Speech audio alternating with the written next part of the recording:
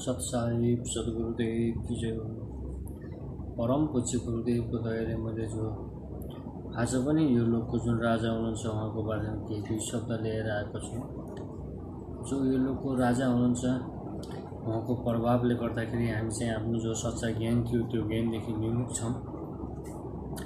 हामीले चाहिँ थाहा पाउन सकेका छैनौँ कि हामीले यो मानव शरीर पाएर हाम्रो मुख्य कार्य चाहिँ के हो, त्यो सम्बन्धित हामी यो लोकको राजाको प्रभावले गर्दाखेरि विमुख छौँ। जति पनि यो दुनियाँमा यो संसारमा उल्टो कार्यहरू भइरहेको छ त्यो सब यो लोकको राजाको प्रभावले नै भइरहेको छ। किनकि यो 21 ब्रह्माण्ड जुन छ यो 21 ब्रह्माण्डको राजा काल भगवान हुनुहुन्छ र हामीले पनि अरूको कुरालाई नै भरोसा मान्दै आउनुको कारणले हामी सच्चा ज्ञानदेखि विमुख भयौँ। किन भनेपछि जुन यो लोकको राजाले धेरै पाखण्डहरू फैलाउनु भएको छ। धार्मिक सम्बन्धित यो लोकको राजाले हामीलाई शास्त्र विधि विरुद्धमा साधना गराइराख्नु भएको छ। किनकि जुन त्यो शास्त्र विरुद्ध साधना थियो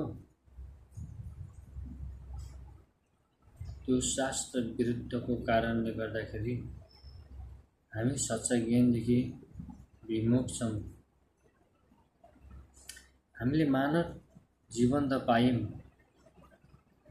तर हाम्रो लागि एउटा दुर्भाग्यको कुरा के छ भनेपछि तर मानव जीवन पाएर हाम्रो मुख्य कार्य चाहिँ के हो त, त्यो सम्बन्धित हामीले न त आफूले नै जान्न सक्यौँ न त हाम्रो वेदहरू श्रीमद् भगवत गीता पवित्र हाम्रा सद्ग्रन्थहरू हेरेर हामी त्योदेखि परिचित हुन सक्यौँ। त्यसमा पनि हाम्रो दोष छैन। त्यो लोकको राजाको नै हामीप्रति एउटा षड्यन्त्र खेलिरहेका हुन्छन् हाम्रो जीवनप्रति। किनकि यो लोकको जुन राजा छन् यो लोकको राजा धेरैभन्दा धेरै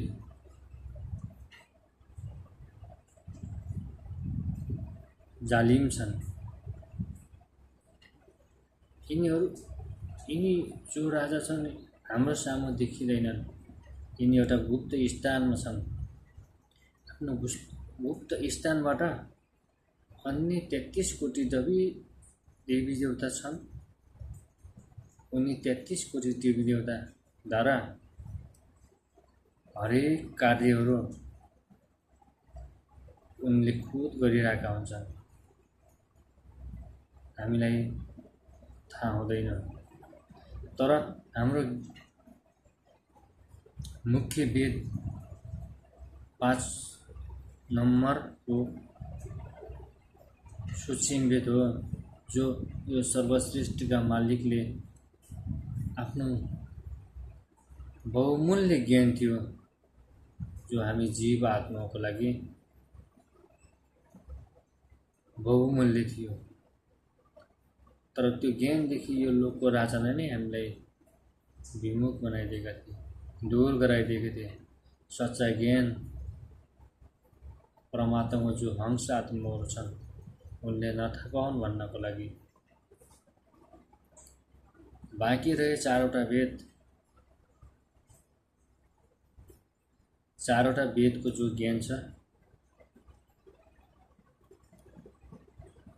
अनि जो चारवटा वेद मध्येमा चारवटा वेदको नै सारांश पवित्र श्रीमद् भगवत गीता छ। अनि न त हामीलाई कसैले वेदको सच्चा ज्ञान नै दिन सके, न त पवित्र श्रीमद् भगवत गीताको सच्चा ज्ञान दिन सके। किनकि उनीहरूले वेद पनि पढे तर श्रीमद् भगवत गीता पनि पढे, तर यो लोकको जुन राजा छन्, राजाको प्रभावले गर्दाखेरि बुझ्न सकेनन्। उनीहरूले नबुझ्न सकेको कारणले गर्दाखेरि जुन यो लोकको राजा थिए, यो लोकको राजाको प्रभावले गर्दाखेरि उनीहरू पनि शास्त्र विरुद्ध साधना गर्दै गए। हामी पनि शास्त्र विरुद्ध साधना गर्दै गयौँ। किनकि जुन हाम्रो शास्त्रमा भगवानको विधि विधान अनुसार हामीलाई चल्ने भनिएको छ, त्यसरी हामी कहिले पनि चल्न सकेनौँ। हाम्रो जो शास्त्र छ, त्यो शास्त्रको गलत साधना गरी राख्यौँ पनि, अझै गर्दैछौँ पनि। किनकि जो हाम्रो शास्त्रमा छँदै नभएको साधना गरिरहेको छ। किनकि हामीसँग ज्ञानको कमीको कारणले गर्दाखेरि र हामीसँग ज्ञानको कमीको कारणले गर्दाखेरि यो लोकको राजाले अनेक फाइदा उठाएका छन्। उनको चाहना छ कि यिनीहरू सच्चा ज्ञानदेखि सदा सदा विमुख हुन्, नथाहा हुन्। उनको चाहना त्यही छ। तर त्यो उनको चाहनाप्रति हामीले गरेका पनि त्यस्तै छौँ। हामीले जो आफ्नो यो सर्व सृष्टि बनाउने मालिक, कुलका मालिक, जो हाम्रो वेदमा परम अक्षर परम भनिन्छ र श्रीमद् भगवत गीतामा पनि परमेश्वर कबीर भगवान हुनुहुन्छ, परम अक्षर परम।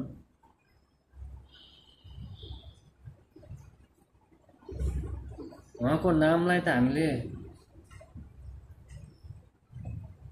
सायद सुनेका थिएनौँ होला, किनकि हामीले सच्चा ज्ञानदेखि के थियौँ त विमुख थियौँ। हामीले जान्न सकेका थिएनौँ।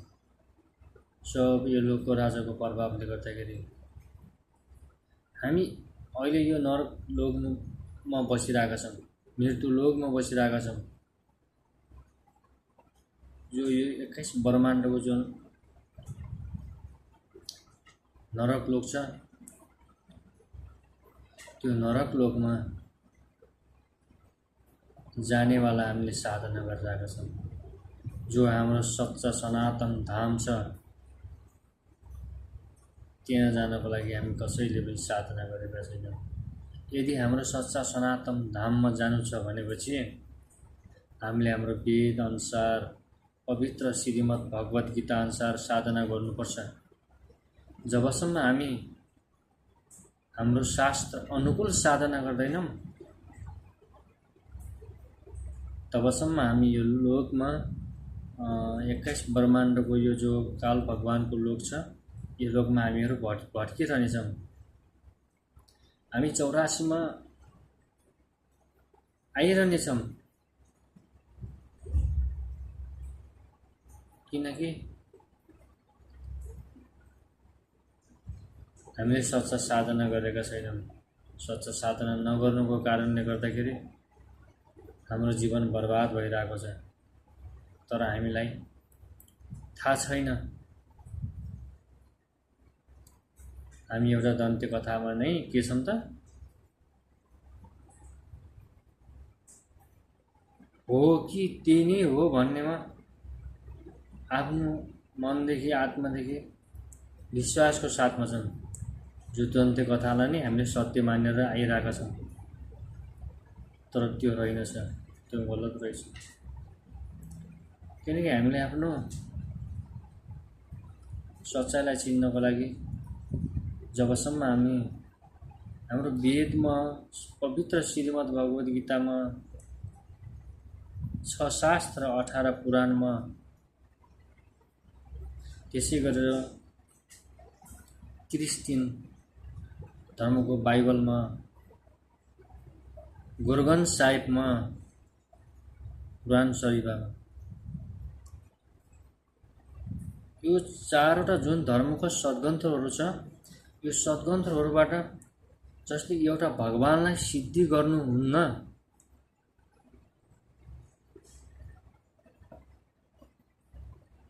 त्यससँग हामीले नाम दीक्षा लगेर भक्ति गर्नुको कुनै अर्थ छैन। जसले हामीलाई यो 4वटा धर्मको सद्ग्रन्थबाट एउटा भगवान सिद्धि गर्नुहुन्छ, उहाँसँग नाम दीक्षा लगेर सद्भक्ति गर्नुपर्छ। उहाँको मर्यादामा रहेर हामीले भक्ति गर्नुपर्छ। र हाम्रो शरीरभित्र पञ्चदेवहरू छन्, उनीहरूको संस्कारवश हामीले आदर्श गर्नुपर्छ। गुरु मर्यादामा रहेर भक्ति गर्नुपर्छ। अनि मात्र हामीले यो लोकको जुन राजा छन्, त्यो लोकको राजाको जालबाट मुक्ति पाउनेछौँ। र उहाँ गुरु अहिले यो कलियुगमा साक्षात् कबीर भगवानको अवतार लिएर आउनुभएको छ। उहाँ को हुनुहुन्छ त? जगत गुरु तत्त्वदर्शी सन्त रामपालजी महाराज। उहाँको शरणमा गएर जबसम्म हामी भक्ति गर्ने छैनौँ, तबसम्म हामीलाई यो मानिसको जीवन के हो त वास्तविकता हामीले बुझ्ने छैनौँ। किनकि उहाँ एउटा सच्चा गुरु हुनुहुन्छ, जगत गुरु तत्त्वदर्शी सन्त हुनुहुन्छ, जो हाम्रो पवित्र श्रीमद् भगवद् गीता अध्याय 4 को श्लोक नम्बर 64 बताइएको छ। उहाँले बताए अनुसार हामीले गुरु धारण गरेर भक्ति गर्नुपर्ने हुन्छ। र अनि गएर हामी यो जो राजाको लोक छ, यो राजाको लोकदेखि हामीले मुक्ति पाउनेछौँ। सत साहिब सद्गुरुदेव की जय हो। बन्दी छु सद्गुरु भगवान की जय हो।